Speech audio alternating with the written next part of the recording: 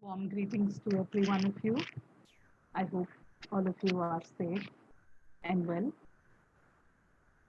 We'll start with the prayer and then we move. योगेन चित्तस्य पदेन वाचां मलं शरीरस्य च वैद्यकेन योपाकरोत्तं प्रवरं मुनीनां पतञ्जलिं प्राञ्जलिराणतोऽस्मि आबाहुपुरुषाकारं शङ्खचक्रासिधारिणं सहस्रशिरसं श्वेतं प्रणमामि पतञ्जलिं श्रीमते अनन्ताय नागराजाय नमो नमः।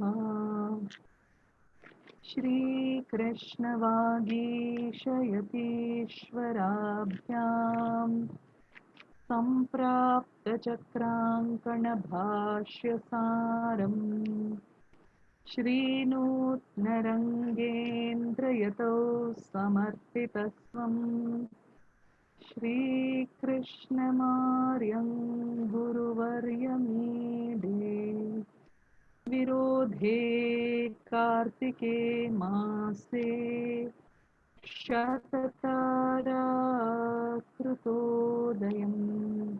योगाचार्यं कृष्णमार्यं गुरुवर्यमहं भजे कृष्णसूरीदयापात्रं ज्ञानवैराग्यभूषणम् श्रीमद्वेङ्कटनाथार्यं वन्देऽहं योगदेशिकम् श्रीगुरुभ्यो नमः।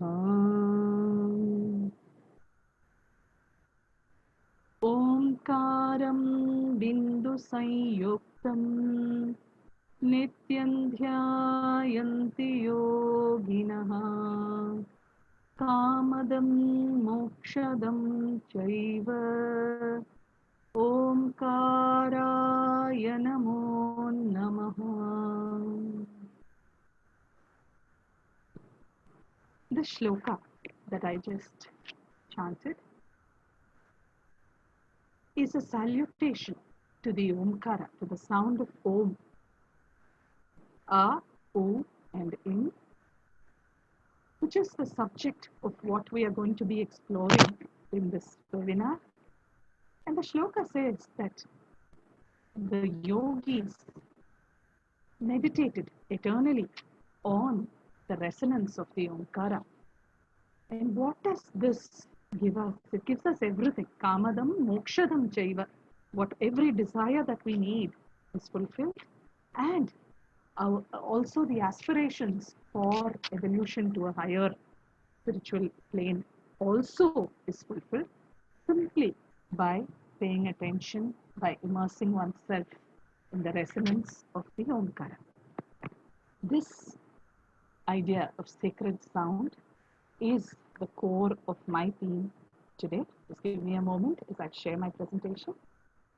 Shabda Brahman, a connected universe, the link being sound. Exploring how and why chanting works.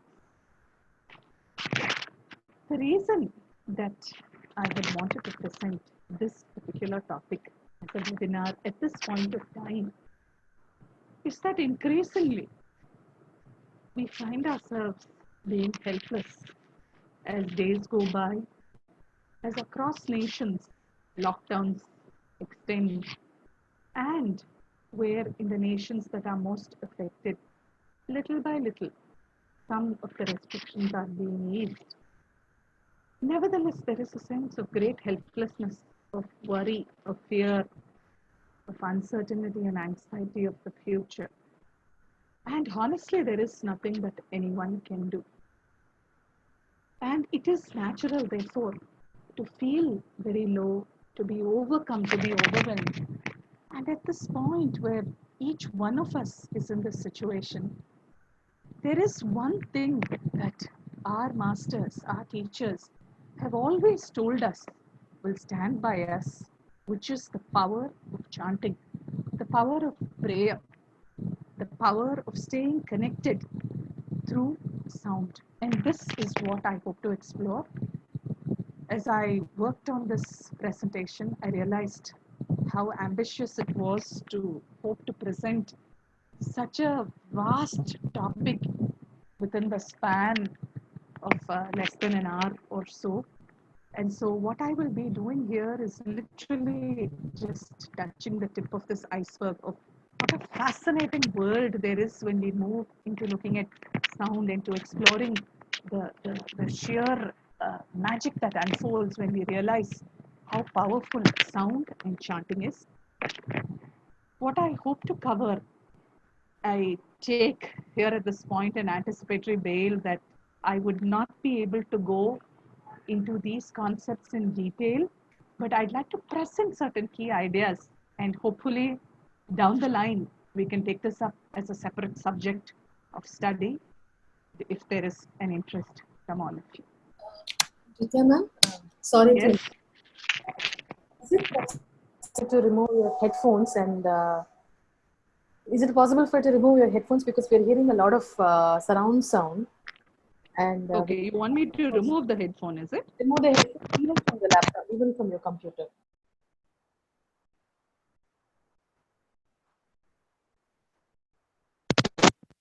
Is this better? It is definitely better, but yeah, can I have some feedback from the participants, please? Can you say something, ma'am, so that we can hear you properly again? Can you hear me? Is this sound Yes. better or the sound with the headphones better? No, this is better. Most of them are saying this is better. Okay, I'm not sure why there is a disturbance. I'm using the same place. Okay. No, this is fine. This is fine. All right, can I Without the headphone is fine. All right, tell me, stop me at any point if you can't hear me well. Sure. Thank you very much.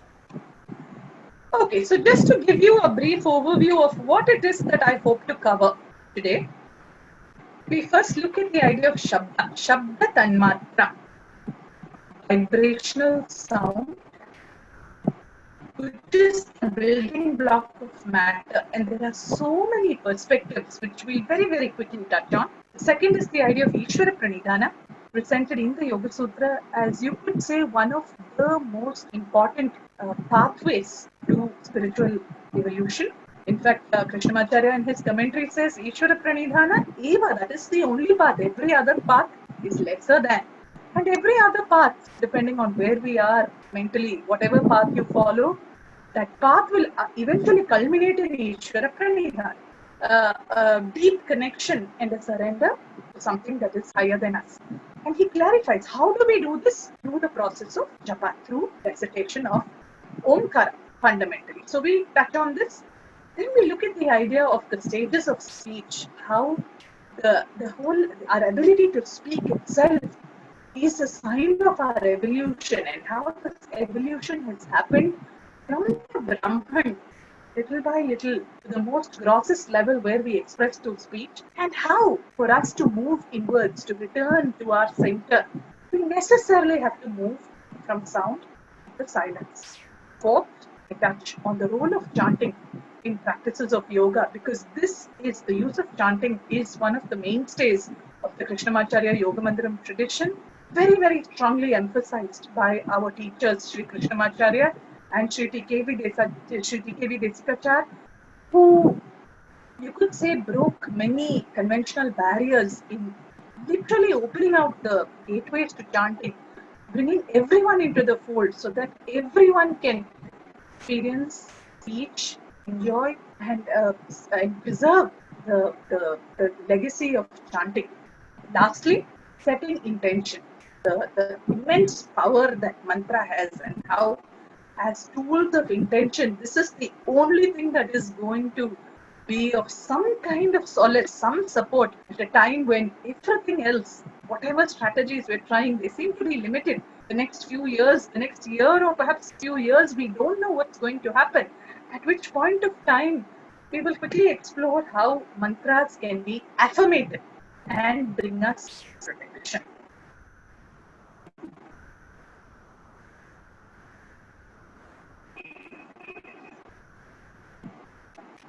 See, the source of all this magnificence, this universe we've seen in so much literature, Parabrahman, the Supreme Brahman, Brahman from the root Briha, which is ever in a state of expansion. See, by itself, the Brahman it cannot be defined, it cannot be limited to mere words or to mere forms or mere expressions. As the Upanishad says, as the Taittiriya Upanishad says, Yato vacho nivartante aprapya manasa saha anandam brahmano vidvan na bibheti kadachaneti. The one who knows the magnificence of this Brahman, na bibheti, there is no need to fear anything. And so this Brahman, which is beyond gunas, which is beyond the limitation of name, form, time and space, it manifests. And there are a vast number of hymns of creation, of manifestation. And what all of these say in different ways is that the Supreme Brahman desires to see itself. This is not the ordinary mortal desire born of karma. It is just a thought of wanting to see itself. And in that instant, there is a throb, a pulsation. We have a variety of texts. You have the Spandakarika, which speaks about how creation begins with this, and various other texts. Sankhya also gives us this idea of how everything proceeds from one vibration. And today we have this validated or even supported by the findings of quantum physics. So there is one throb which sets into motion a remarkable process of creation. And this subtle vibration is what gives rise to the Shabda Brahman. The Brahman that is inherent, that is present as a bija, as a seed in sound. It is a cosmic sound and celebrated as Om, sound with which everything came into being.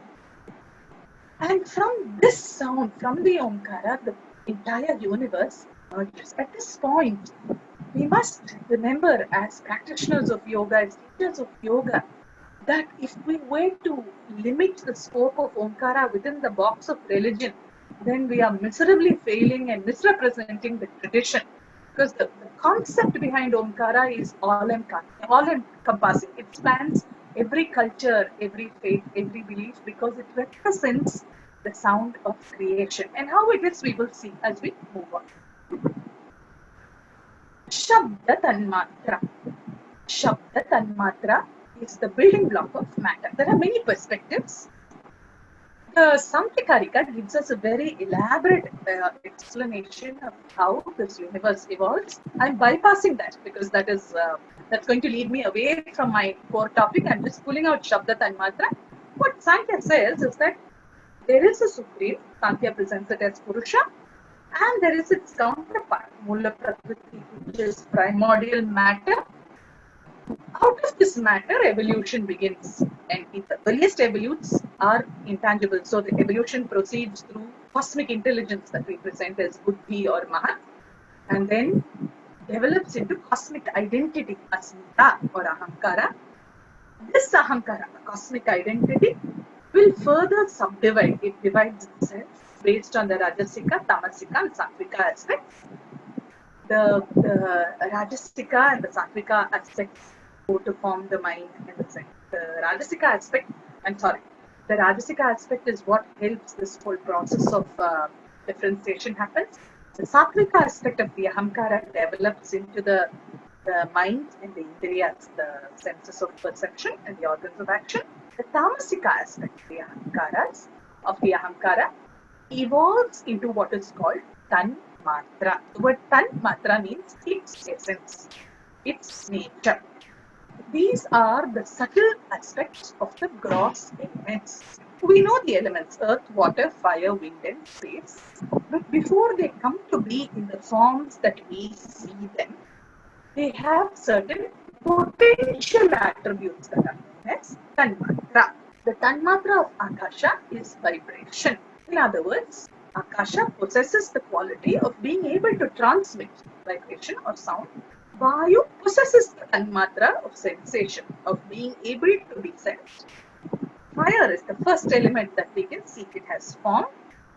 Water has uniquely the tanmatra of rasa taste. And Prithvi, specifically earth, has the tanmatra of gandha, smell or odor. Now, this is one idea, and Sankhya develops this and it says that, which means what Sankhya is telling us, therefore, is that by the time we come through this evolution chart from Akasha to Earth, we see that evolution happens from the subtlest space to the grossest Earth. But what is the building block? What is the unit? The first unit is Shabda Tanmatra. This again is supported by quantum physics, where everything is seen to be in movement. Parallelly, you have the Taittiriya Upanishad, the Brahmanandavali, which says there is this Brahman. Out of this Brahman, in sequential progression, you have Akasha, from Akasha Vayu, from Vayu Agni, from Agni Apa, from Apa water, earth. Out of the earth, the various plants, these in turn become food, which nourishes the Purusha, the individual soul. And so, a very beautiful connection between Brahman above and Purusha here within every one of us. Thirdly, you have the Sattva Kaumudi commentary on the Sankhya Karika, specifically Sankhya Karika 38, where it says that Shabda Tanmatra is the base for Akasha. Vayu evolves out of this, where it has Shabda Tanmatra and it acquires Sparsha, the ability to be sensed. Same way, Agni evolves out of Vayu, acquiring three Tanmatra, Shabda, Sparsha, Rupa. Agni, occupied space. Agni can be sensed and it has form. Water has four, Shabda, Sparsha, Rupa and Rasa. The added is the taste. Lastly, Prithvi, earth, solid. Earth occupied space. Earth can be sensed. Earth has a form. Earth can be tasted, and earth has a unique odor specific to it, which none of the others have. So what we see is that every succeeding Tanmatra has something which the previous Tanmatra did not have. So there is a process of aggregation. So if we go by this approach, obviously what it means therefore is that what we are seeing as the elements are nothing but multiples of units of sound, units of vibration. Everything in this world, we don't see it, we don't hear it because our senses don't function at that frequency. But the fact remains that even if you take a table or a chair or a piece of plastic, it is made up of molecules and atoms and subatomic particles which are eternally in a state of movement. As they move, they generate a certain vibration, and that vibration travels with a frequency which can be sensed if the receiving apparatus is tuned to that frequency. This is what the rishis of yore were able to tune into, which is how we call them mantra drashtas. How did they receive this? Because they were in tune with the frequency of the universe. Another perspective that comes from the Advaita Vedanta texts, specifically you have the Tattva Bodha, and you have the text called the concept of Panchikaranam, which comes through in the Panchadashi of Adi Shankara, where there's a process of multiplication 5 times, where, and this I'm not going into detail because this is quite a complex idea. I'm just going to present the idea and move on. What it says is that each one of these tanmatras, the elements that are formed, come out of the tanmatras. Every tanmatra, what it does is that it divides into two. One half remains as that tanmatra, and the other 4 tanmatras are 1/8 each, together constituting the final element.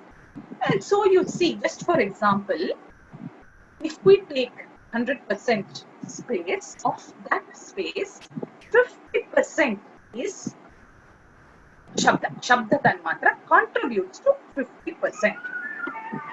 The remaining half is further divided into 4 components, each of them being Sparsha, Rupa, Rasa and Gandha. In the same way, every element goes through the same process of quintuplication, multiplication by 5, where half is that Tanmatra and 4 times 1/8 are the other 4 Tanmatras. Again, what you see from this approach, the Panchikaranam approach, again, is that no matter which element you take, Shabda Tanmatra becomes a contributing factor. Out of all these elements, Akasha is the one that has the dominance of Shabda Tanmatra. This is important because what we are experiencing now is a restriction on our space. There is deep dukkha, a lot of restriction on our freedom of movement in our space, in our houses, within our apartment complexes, on our roads, in our offices, wherever we are. This is the problem that we are facing. Our space is being constrained. What is the Tanmatra that can be used to address it? We are forced to be within a constrained space. We can't do anything about it. Breaking the laws and going out is of no help. We are seeing this across the world, how when people go against what the governments are trying to do, we see the kind of chaos that is resulting. And so trying to interfere with that space and trying to push myself into a space that is for now not mine is not the solution. Therefore, what can I do? I can work at Tanmatra level. Within the space that I have, can I use sound as a way of sending forth intention? And through that, is there some way we can alter the space around? This is where chanting can be powerful. And so we see that the word creates the world. This is the core idea which underpins all Vedic and Yogic philosophy. This is the idea of Vach, the spoken word. It's considered very powerful, more powerful than thought, because the moment something is uttered, it has manifested. In fact, the 7 worlds that we know of are believed to have come into the existence with the utterance of the Sapta Vyakriti. Bhuhu, Bhuvaha, Suvaha, Mahaha, Janaha, Apaha, and Satya. I apologize, I've left one off. Then you have many texts on Shiksha, the phonetic texts speak about Akshara. Very beautiful ideas when we go into the idea of the word. How are words formed? They are formed with vowels and consonants. Now the vowels are known as Akshara, that which does not get destroyed, that which doesn't diminish. That which doesn't diminish are known to be the manifestations of this Brahman. In fact, the Bhagavad Gita, Krishna says, Aksharanam akarosmi, among those that are indestructible, I am the syllable A. If you look at the vowels, they are all open sounds. There's no closing, there's no restriction. Once you said A, and that vibration just keeps continuing. It will continue eternally. These are aksharas. The consonants are known as Vyanjana. Vyanjana. Anjana means coloring. How can you pronounce the consonant? The consonants by themselves do not have vowels. If you take the first line of the gutturals in the Sanskrit alphabet, you have ik, and ing. How does one pronounce them? They necessarily need to be associated with the vowel. So Vyanjana along with a vowel, they get a certain coloring. And so ik plus a becomes ka. Ik plus e becomes ki, and so on. And so this whole idea of word and language itself in our tradition is a celebration of Purusha and Prakriti. Purusha refers to the aksharas, the vowels, and Prakriti are the consonants, matter. They have to come together. When they come together, manifestation happens. In fact, there is a very beautiful verse in Kalidasa, Kalidasa's work, where he says, Vagartha viva sampriktau, Vagartha pratipattaye, Jagadat Pitarau Vande, Parvati Parameshwarau. Says the divine couple, Parvati and Parameshwara, are united. They stay together. Purusha and Prakriti are united. Shiva and Shakti are united. Narayana and Lakshmi are united. How? In the way Vag and Artha. Just as within the sound, within the word, the meaning is inherent. In that way, they are correct. So there are many beautiful ideas about how powerful the spoken word is. Abhinavagupta, one of the proponents of the Kashmir Shaivism tradition, presents a very interesting thought. He takes the alphabet, especially the vowels, and he says the first vowel is A. it represents the start, the beginning, the supreme. In fact, when we study the Yoga Sutra, the first sound is Atha.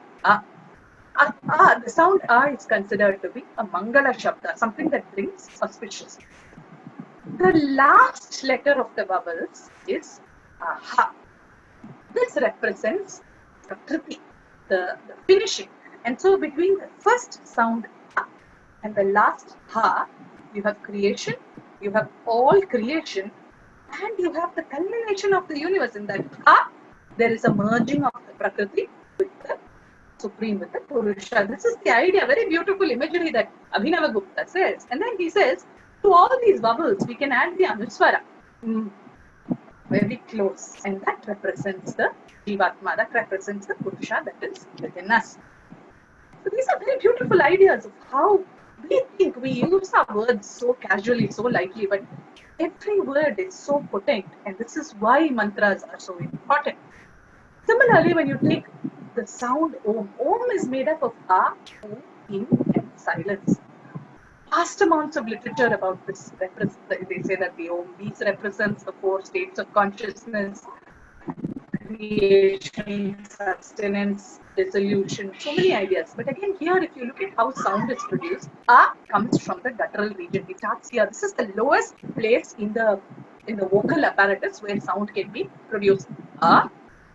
It travels. So the creation, Genesis is here, travels this way into the palate. Ooh, indicating movement, indicating manifestation. And then where there is a finishing, a culmination. This process will continue, but the Om also has a silence, which represents that which is transcendent. And so the cycle of Prakriti will continue eternally. But above all of this is the silence of the Brahman. And this is what the mantras teach us. This is what they represent. And so when we chant, knowingly or unknowingly, this is what we are trying to move a little closer with. Coming to speech. Again, here I'm going to keep this really short, because if you go into stages of speech, mind-blowing ideas of how beautifully the evolution of speech is connected to states of meditation. At the highest level, you have what is called para, paravak, transcendent. There is no audible sound. It cannot be heard by the human ear, and it is only something that can be experienced by the yogis at the highest level of jnana. Hatha Yoga presents this as Nadhanusandhanam. Even there are 4 levels in Nadhanusandhanam. At the highest level, where there is a resonance with the Supreme, with the Shabda Brahman, that is transcendent, cannot be brought into word name form. But from that subtlety, the first stage of speech where we are, where ideation occurs in the mind as an image. This precedes expression. It hasn't yet manifest, but it's prepotent, full of potency to manifest. This is called Pashyanti. Literally, the word Pashyanti is to see. And you could say, in a sense, that this is what the seers of the Vedas experience. This is the state they were in, where they were able to have a vision of so many beautiful ideas, not directly, not with someone telling them in the ear. It was an experience that resonated within their hearts, which they were able to comprehend. This is Pashyanti. The next level is where intellectualization happens, and so that image that is experienced, that image that is born within the buddhi, manifests in the form of thoughts, structure, in a sequenced manner, and there is awareness in the speaker as these forms start to take shape. The last is Vaikhari, verbalized speech, where we use words. And we articulate in so many ways. Again, speech can be of 2 kinds. You have the Dhvani and you have the Shabda. Dhvani refers to sounds, grunts, moans, which may not have any particular sequence or semantics, but nevertheless they communicate.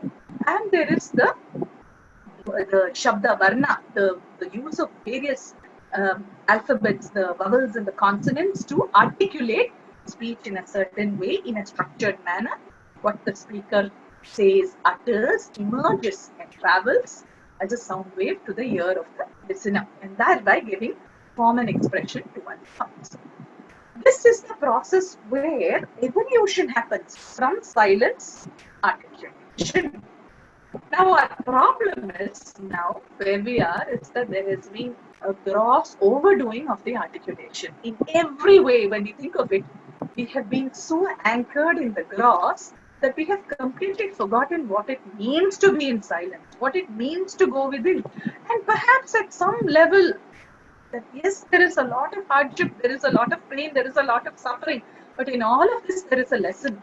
It's time for us to finally start taking some attempts to find our life's purpose, because we are not here. This is not the purpose of human birth, to merely be born, to live, to procreate, to enjoy, to indulge our senses endlessly. Is this the purpose of our birth? The Vedic texts won't sanction this. And so perhaps this is some kind of a lesson that is there waiting for those of us who are willing to take this path. And so we see that in the process of meditation, we need to move back from this world of name and form towards an experience that cannot be named, that cannot be defined. And so as speech moves from subtle to gross, in meditation the journey moves inwards. And at that point, name and form become redundant. And so you see that this whole idea of japa, how do we do japa? You do the japa loudly. How am I able to do the japa loudly? Because it is a journey that has, the one has progressed into the many, so many forms of expression. Now we try to take the journey back from all these various names and forms to merge back to the center, to the source. We see the Yoga Sutra speak about Pranava. Patanjali says that Ishvara Pranidhana is the most important part. How? Tasya Vachakaha Pranava. How does one connect to this magnificent Ishvara, who is the source of this universe? Vachakaha, through the Vach, through an utterance. But how do you utter? Do you just say any word? That is not enough. There has to be, is there any word that is capable of expressing the sheer magnificence of Ishvara? If there is a word, there is only one, it is Pranava. Japaha, that Artha Bhavana. It's not merely parroting. There has to be a bhavana. There has to be a linking with what that sound represents. And when that japa happens, something happens, something magical happens which will protect us. In fact, the word japa is so beautiful. It is made up of two letters, ja and pa. Ja represents jananam, that which is born. Something is emerging. In the process of recitation, something is born. What does that which is emerging do? Pa, palanam, it protects. And so, when japa is done in the right way, following the specific niyamas, the rules, then what emerges is intangible, but it will protect. Why is this? Why does this protection happen? Because sound is sacred, and every form of sound is a representation of the Supreme. The Taittiriya Upanishad says, Om iti Brahma, Om iti Evedam Sarvam. Everything is Om. The Narayana Upanishad tells us, Pratyaganandam Brahma Purusham Pranavaswarupam. The Brahma, what form does it take? It takes the form of the Pranava. It is in an eternal state of Ananda. What is this Pranava? Akara, Ukara, Makara iti. It's made up of the three components, A, U, Im, and Ekada. When they come together, Samabharat, Etat, Om iti. They come together to create Om. Yamuktva muchyate yogi janma samsara bandhanat. It is by the recitation of this Omkara that the great yogis found the path out of this endless cycle of birth and death. This is the Narayana Upanishad. The Mundaka Upanishad, this is one of the most beautiful, most popular verses of the Mundaka Upanishad. It emphasizes without any vagueness, no ambiguity. It says the realization of this Brahman, of the Supreme, is our only purpose. Everything else is a distraction. It is a deviation. It is something that happens along the way. But our purpose as humans, to be born as human, is a gift. Why are we born human? So that we have the ability to go inwards, to reach our source. And so the Mundaka Upanishad says, how do you do it? Meditation. How do you meditate? What a beautiful image comes through. Pranavo hi tanuhu, sharo hi atma, brahma tallakshana muchyate, apramattena vedavyam, sharavat tanmayo bhavet. This Upanishad says, Om is the goal. You need something. You need something that will take you to your goal. What is the goal, Brahman? What is the bow? The bow has to be ready. The bow is the instrument that will propel the arrow. And so the self is the arrow. And so with that aspiration, with that desire to know the Brahman, chant on the Om. Chant the Om. Repeatedly, repeatedly, repeatedly. Connect to this Om. Let loose that arrow. Because that will hit its target without fail. How? Apramattena vedavyam. The mind has to be firmly focused, fixed without distraction. And Sharavat tanmayo bhavet. Only then you have to make your mind that arrow that pierces without any distraction. And so the path is repeatedly told to us. What should we do? Chant. What should we do? Use mantra.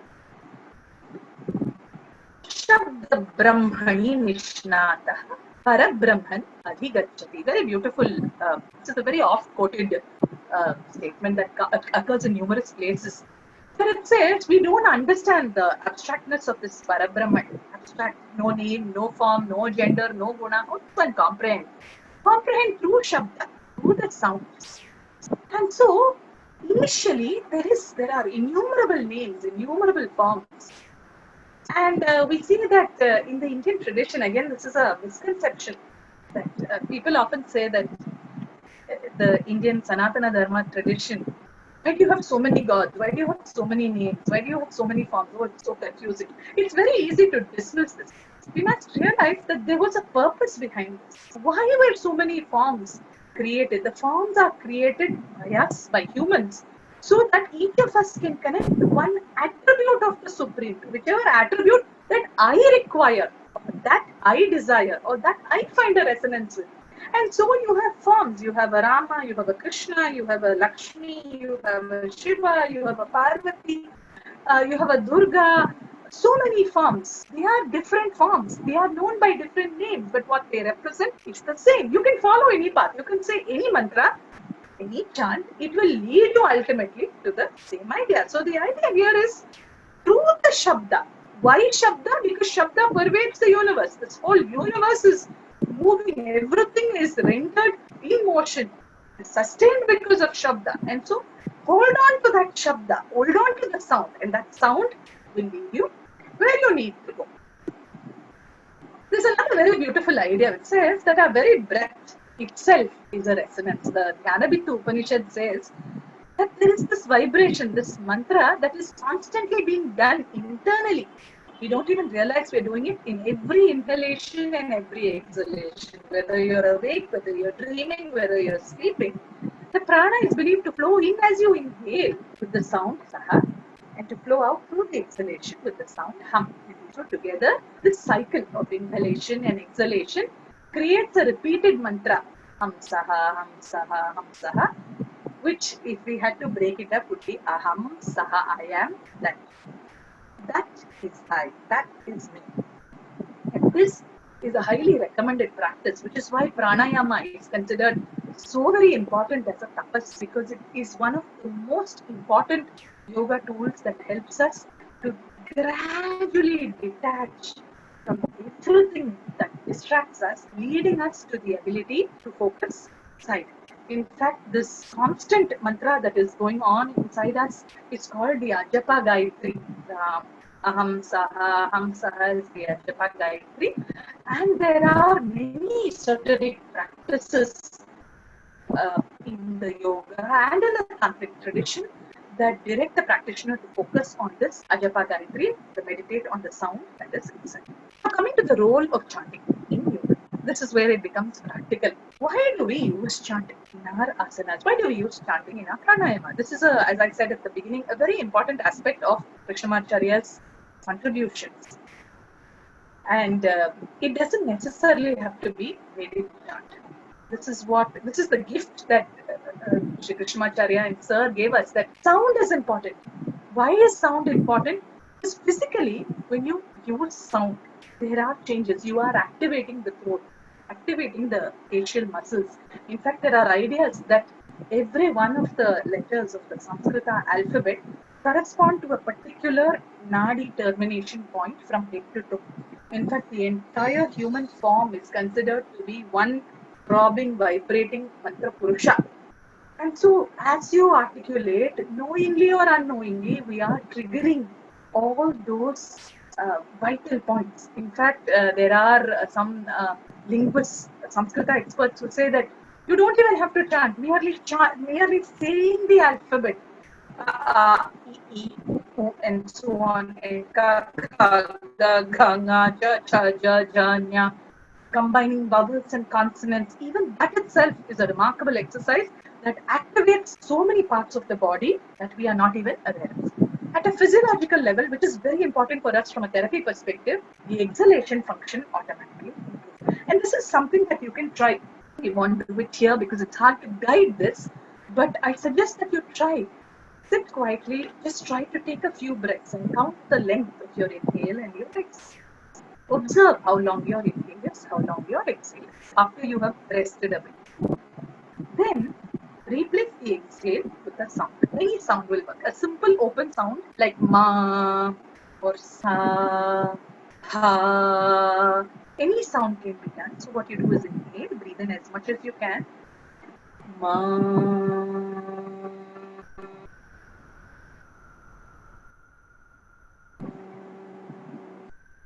And we see, regardless of who does it, you don't need to know chanting, you don't need to have phenomenal breath capacity. Naturally, for everyone, when you use sound on the exhale, the length of the exhale improves. When the exhalation improves, naturally the functions associated with the exhalation will improve because exhale serves the purpose of elimination. And therefore, there is a certain lagutva, a lightening of the body that happens. And now, as you know, there is so many research studies on the vagal nerve and how it contributes to the parasympathetic nervous response. And so, along the lengthier exhale is a stimulus to the vagus nerve, which helps to bring down stress and all the other associated complications of stress. From a cognitive perspective, again, many studies to show that when chanting is used, instantly there is an increase in focus and attention. Even with an asana practice, it's very easy once you know a sequence. Inhale, arms up, exhale, arms down. You can do it blindly, mechanically, without paying the slightest attention. You can think about what do I cook for dinner, do I have enough of groceries at home, etc. etc. The moment you bring chant into the picture, the mind narrows, holds on to the chant, and therefore eliminates distraction. There are a number of studies also that have been done that prove statistically that recurrent use of chanting, simple chants, a study done by one of our senior mentors, Dr. Lata Satish, with school children, where there were two groups of children, and one was given a random group of words that they had to, say every day, and another group was taught the Saraswati mantra, Prano Devi, Saraswati, Vajevi, Vajivati, Dhinama Vidyavatu. This is the mantra. And there was a pre and post assessment done, and the test results, which have been previously published as a research study, show that in the group of children that were taught the Saraswati mantra, over a period of time, their memory and retentivity both became much better. So these are interesting insights on how mantra has an effect at the cognitive level. Emotionally, certainly there is a reduction of agitation because this is an outcome of the extended exhalation. And for those of us, I'm sure many of you who practice mantra will feel this, that there is a certain grounding. I've had a student who chanted with me for many years, and she said that I didn't realize how chanting has impacted me. And I'm quoting this verbatim. She said, I used to be very irritated. Small things would irritate me. When I went to a traffic signal, and I would get very agitated when someone cut across when it wasn't their turn. And now after all this chanting, many years of chanting, I realized that these things are not irritating me anymore. I have found that I'm able to be patient. I'm able to just let it be and stay quiet. And this is something that she told me. And so these are through these experiences, we realize that the more and more we chant, how much there is grounding, to what extent there is a reduction of agitation.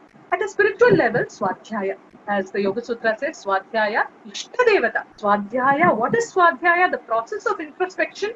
How is it done? Vyasa tells us through pranava, through the recitation of the pranava, and Swashakha Adhyayanam, the study, the constant study of scriptural texts from one's own tradition.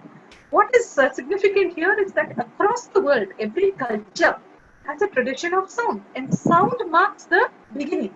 Whether it's the Bible, whether it's the Torah, whether it's the early Hebrew texts, everything you see has its origin in a notion of sound. And so Swadhyaya, the best way of holding up a mirror to yourself for Swadhyaya is through process of chanting. And what happens?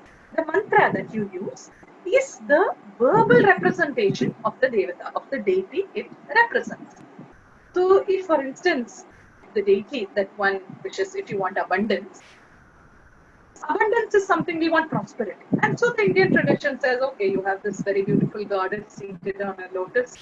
She's showering gold coins from her hand. Around her are symbols of fertility, of abundance. Focus on this image. That is an image. The mantra, say Shreem, would be the bija, or Lakshmi, the utterance of the word Lakshmi. That is the mantra, and that represents the verbal form of that devata. Now, the more and more and more you chant that mantra, that sound, you just go on saying it, there will be a manifestation of everything that that sound represents. This is not something that I'm just saying. As a matter of fact, these are experiences that our masters have had over millennia. And this is the power of Swadhyaya. Social chanting can create an immense sangha. This is very important now. Across the world, I know there are so many people who've come together to chant. And whether we see it or not, unseen to us, this chanting is creating a network of protection in small ways. It might not seem like a big deal, but that sangha, there is a social impact that when I chant, it doesn't benefit just me, it benefits everyone around me, because as I generate these vibrations, as I chant aloud, those sounds are traveling.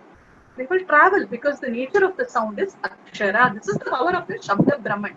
And so through these sanghas, we create networks of very strong positive intention, which is why in these times, when we are helpless, when we can't go, when we can't change the space outside, can we use sound to connect each other across these spaces? And through this, indirectly, some change can happen. At an environmental level, yajna is considered the process of Agnihotra, creating a homa, fire rituals, where various oblations were poured into the fire. The fire was built with specific kinds of wood, with cow dung, with objects that were known for their purificatory qualities, for their ability to completely remove bacteria, germs, germicidal activity, antibacterial activity. These were the substances that were used in the yajna. And you did the yajna with the recitation of the mantra. And the idea was that the purpose of these yajnas was that that smoke would spread. It would spread everywhere. And through that, the atmosphere would be cleansed. Now we see entire nations, airports, bus stations, hospitals being disinfected physically. In traditional Vedic times, yajna was their protection. There was so much of yajna everywhere that the fumes from the yajna was enough to protect. Again, now, while there are yajnas being performed across the world by so many people, if we are not able to do a physical yajna, we can do a manasika yajna through the process of mantra. Everything doesn't have to be gross. The whole point of this idea is to go inside and go towards what is subtle. And so yajna can be performed inside, and you can send out an intention that through this yajna, through the chanting, let the world around me, let the air around me, let the space around me be cleansed, let it be disinfected. Maranat strayate mantra. The very word mantra means it protects the site. And so this is a way of weaving shields of protection. In fact, this chanting is not just something that you do by rote. It's not merely moving the lips. The Paniniya Shiksha tells us that the very process by which something, a word can be uttered itself, it doesn't just happen. There is the impulse comes from the Atma, from the Jivatma, which is in connection to the Paramatma. It is in connection to the Shabda Brahman. So the Paniniya Shiksha says, Atma Manasa Samitya Arthan Mano Yukte Vivakshaye Manasaha Kaya Agnim Ahanti Sa Prerayati Marutam Marutastu Urachi Charam Mandram Janayati Swaraha. This is the Paniya Shiksha. Just summarizing, it says that impetus to express comes from the Atma, which triggers the mind, it stimulates the mind, it creates a process of thinking. When that thought is born, it triggers the Agni, the Jatara Agni, and the Agni starts to glow. And as the Agni glows, it again stimulates the Maruta, the wind, Vayu, air. And this Vayu, which in our context is the Prana is stimulated and that moves up to the region of the chest. And from there moves to the throat, where it emerges as Swara. So you see that there is a remarkable interconnectedness of what is above to the mind, of mind to speech, because the final speech, the word, is only a manifestation of internal ideation. And also remember that breath and speech go together. There is no question of speech without the support of prana. And therefore, we see that there is a very beautiful connection between what is above and what is below, what is outside and what is within. The link there is Shabda.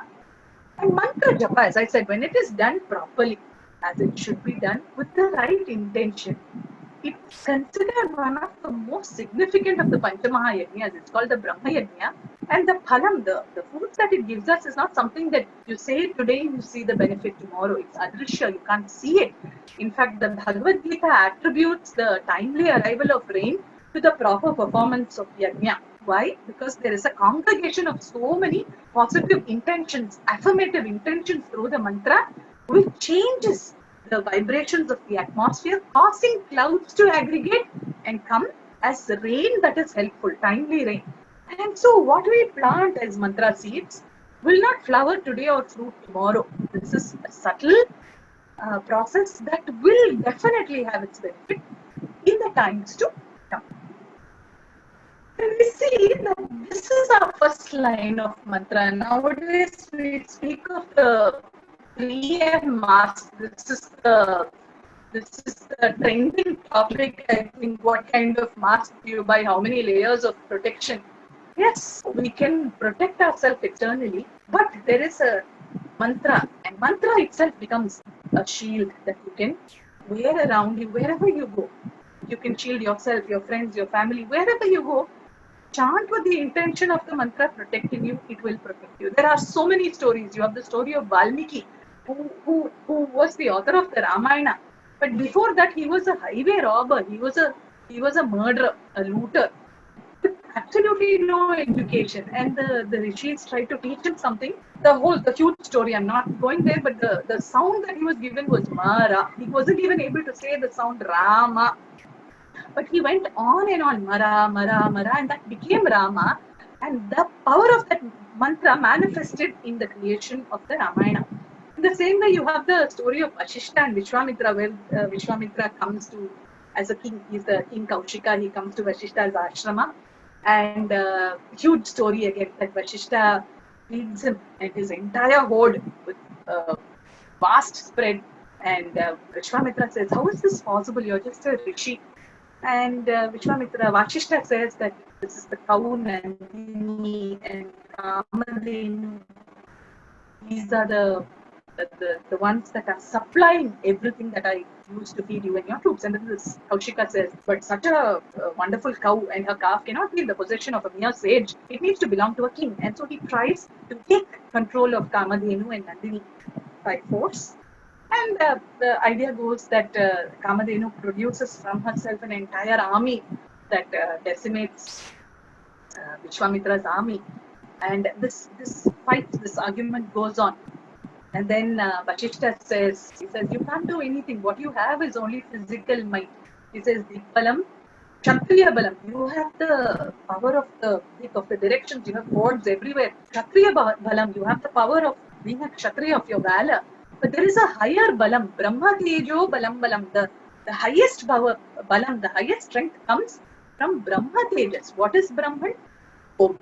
The Shabda, the Omkara. From the constant iteration of Om comes a power that is not comparable to any other power. And the story goes then that this is what is the trigger point for Kaushika to undertake his journey to becoming subsequently Vishwamitra, the Rishi who gives us the Gayatri Mantra, one of the most powerful and much needed mantras today. And so you see in the Shruti and Smriti tradition, you have a vast array of chants. It doesn't matter what you chant, but chant something that is affirmative. The language doesn't matter. The intention matters. The thoughts matter. The religion in the words doesn't matter. What matters is the intent. And so to each his own, as Krishnamacharya said, Narayana is my Ishtadevata, Narayana is my Ishvara. You have to find your Ishvara. What that Ishvara is, each one of us has to search. But what matters is the intent with which one utters the mantra. So it doesn't necessarily have to be Om Bhur Bhuva Swaha Tat Saviturvarenyam. It can be just an intention. Let the world around me be well. Let the people who are sick be healed. Let those who don't have food find food. Merely stating that itself can be tremendously affirmative.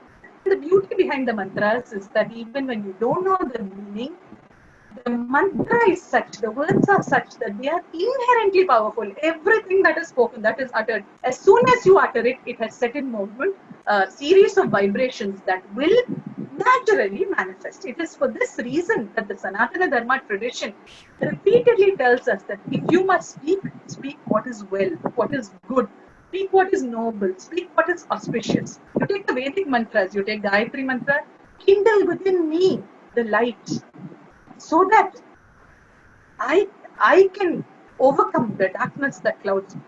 You take the Mrityunjaya mantra, again, help me to tide over this period of crisis. You take the Shanti mantras, each of them where there is the acknowledgement that there is something that can be dangerous, there is something that is uncomfortable, but the mantra says Shanti, Shanti, Shanti. Let me not be agitated or disturbed by my thoughts, by my actions, by the actions of those around me, and by events that are not in my control.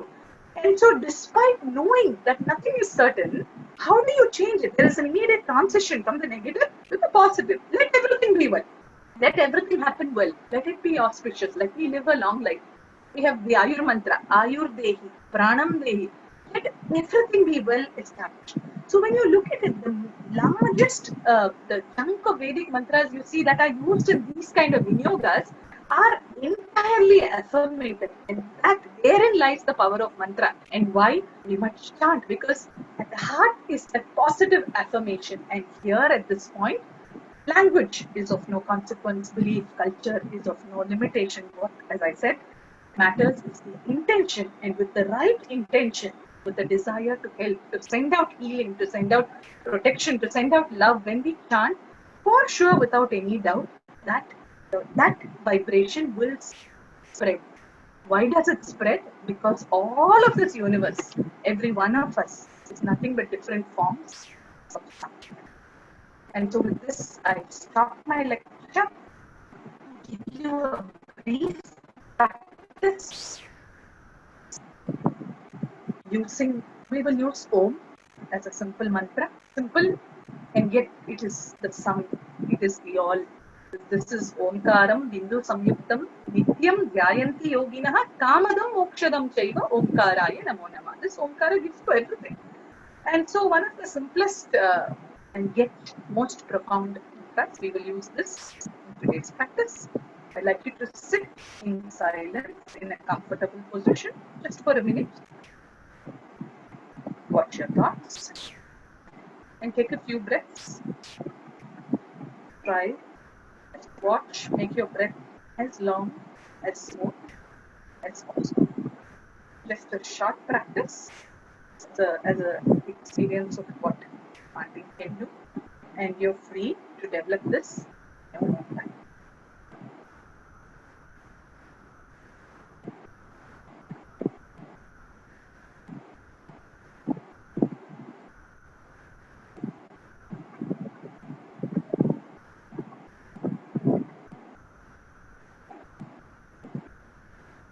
breaths.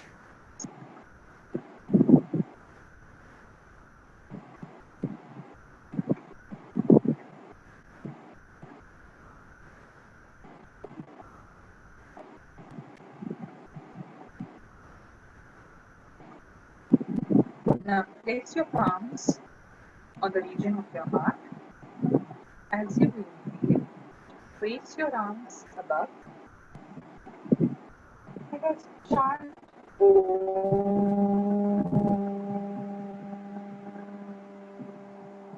Just bring the hands back to the heart.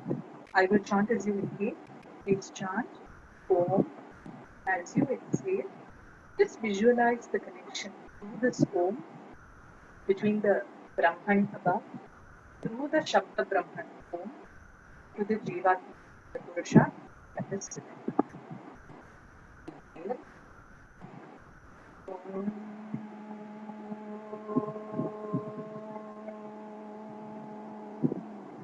Please chant.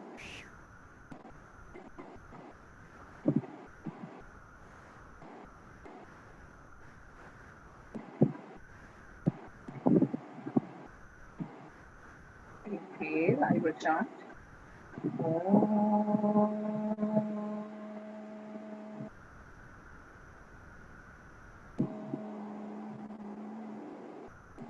Please chant as you breathe.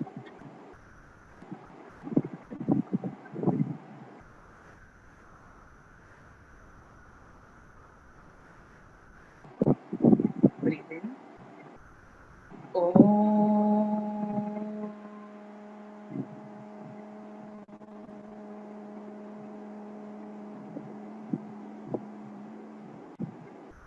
And chant.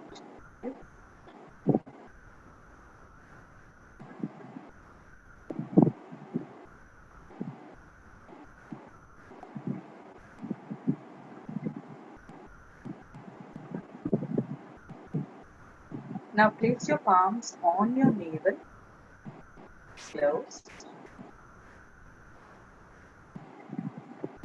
Please chant Om once loudly, once softly, and once in your mind. Maintain just once each.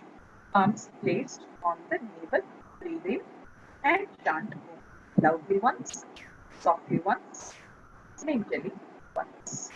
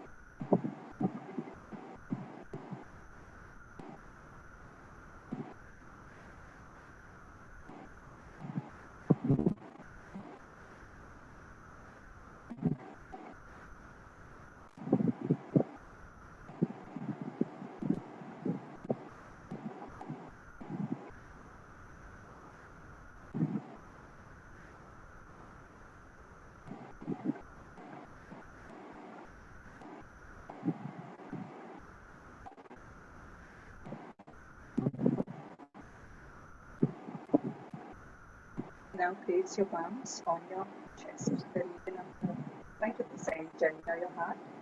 Again, eyes closed. Chant Om loudly once, softly once, and in your mind once. Just connect to the sound, visualize that sound resonating in your heart.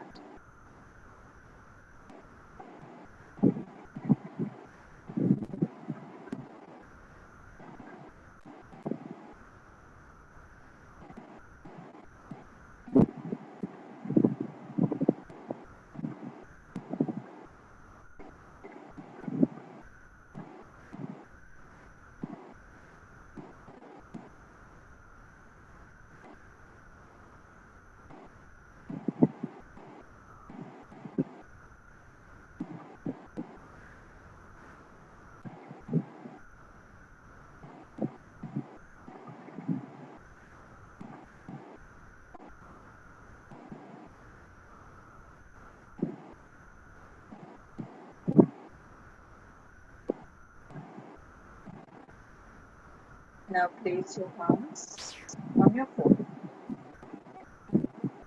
Repeat the same. Breathe in, chant Om loudly once, softly once, and mentally once. Just visualize the sound Om resonating in the region of the forehead.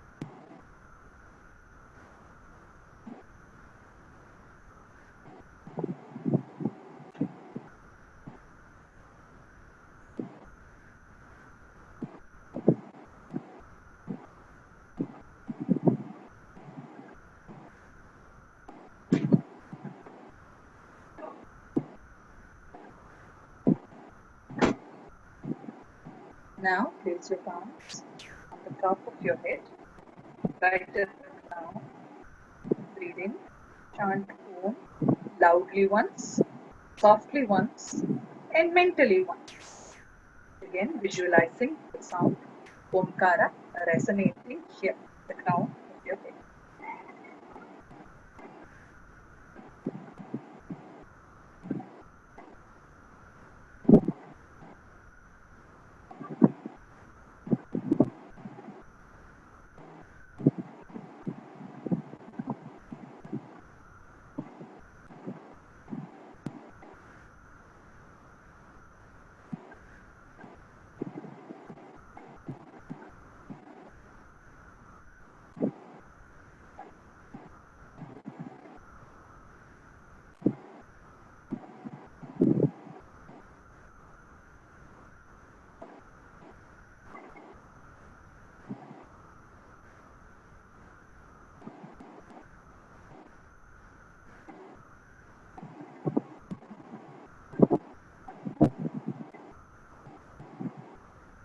Now, with your eyes closed,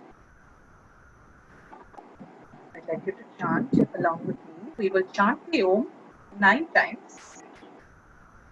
As you chant, visualize the mantra, visualize the vibrations of this mantra spreading as you chant around you, forming a circle of protection. Little by little, visualize that network of vibrations spreading wider to your friends, to your family, to people outside, and then eventually to those you don't know, those on the roads, to those battling in the front lines. And so visualize that from you, the mantra spreads, touching every corner of the world. For the mantra, the sound can penetrate, as I said, once the akshara, once it is uttered, will never die.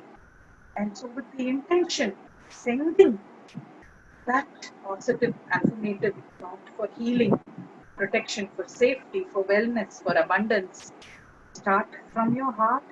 Gradually feel the sound spreading to you, to your friends, family, people outside, and as far as you can visualize, breathe in and chant Om.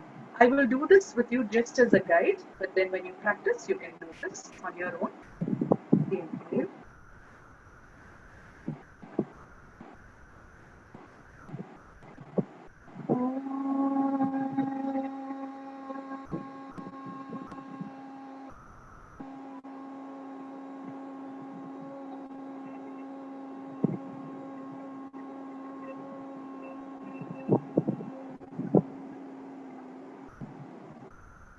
Inhale.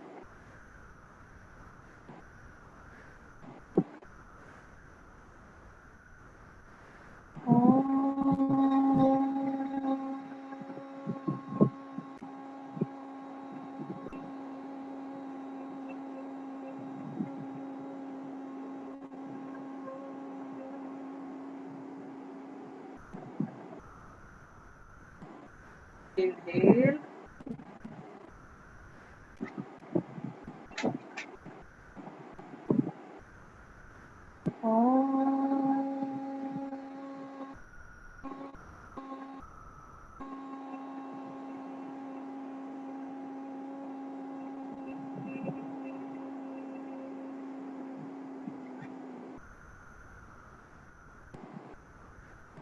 Inhale.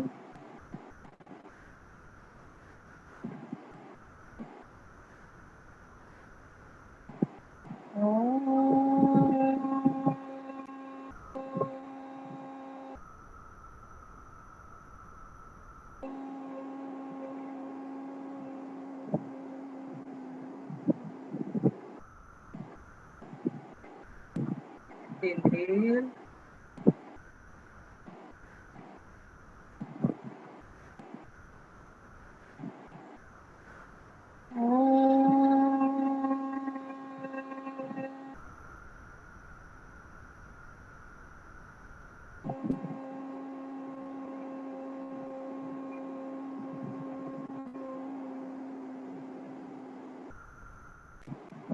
Inhale.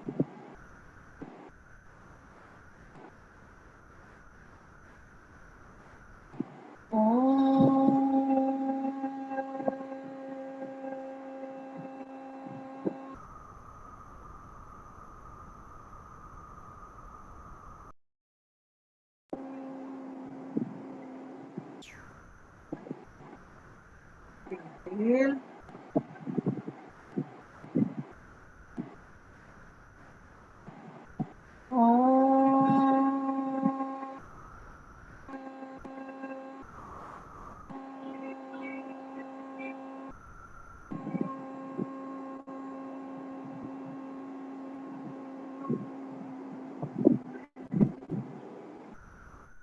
Inhale.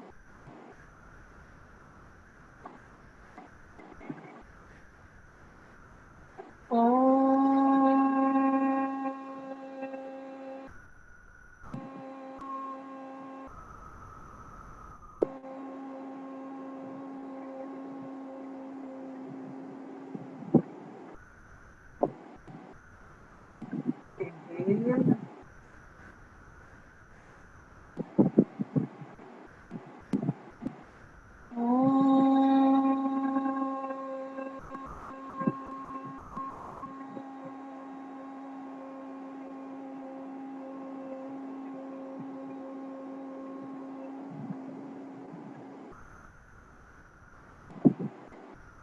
Now just for a few minutes,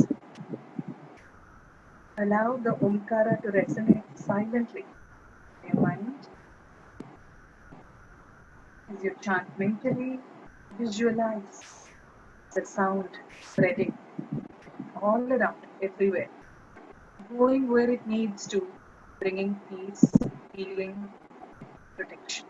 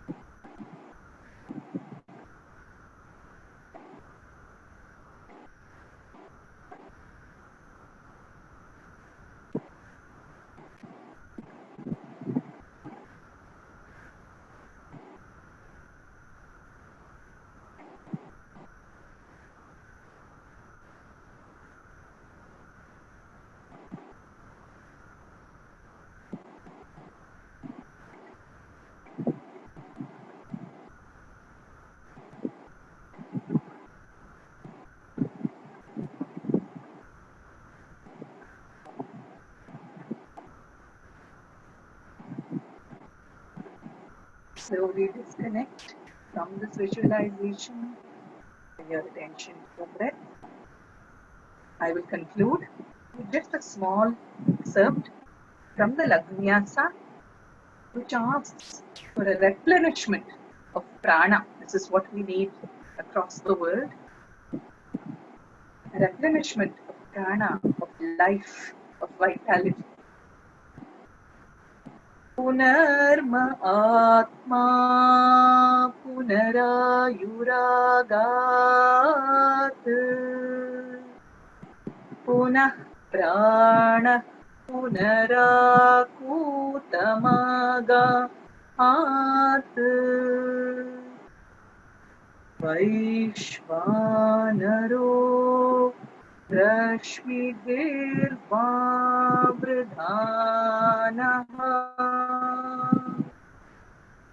Antastishtatvamritasya gopaha.